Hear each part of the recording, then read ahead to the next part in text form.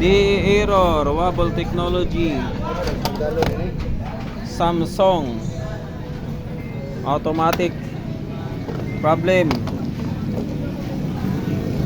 Ang tawag sini? Sensor. Level sensor. Water level sensor. DE error.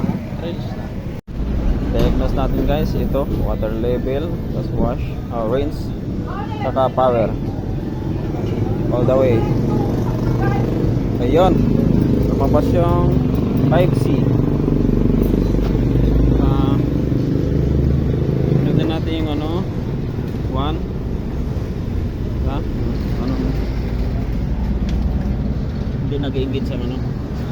So yung 1 siguro na ano dyan is yung board. Okay, yung board. Tapos yung 2 level sensor. Yan. Yung drain motor engaging din, drain motor.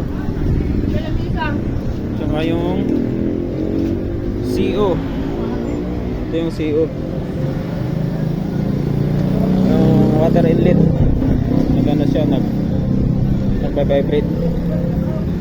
And 4, yung 4 ay ito, yung sa wash na.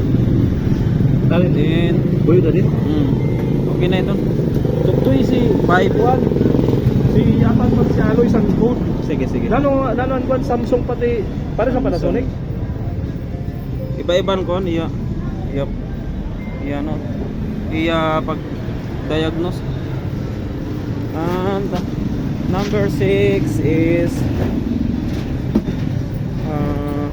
ayun, spin. Spin number 6. Nanakot. Ito. 5C.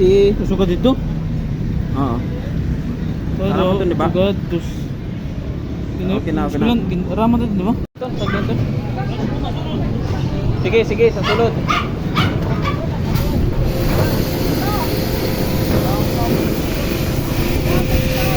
Adi pa nga yan.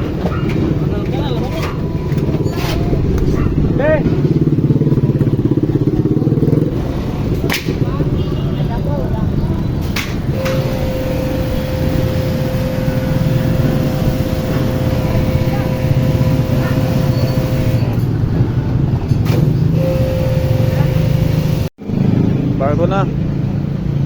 Oy, tanggalin na na kay mag-testing kit. May kanan lawga. Yes, bago na guys. Bago na, testing na tayo.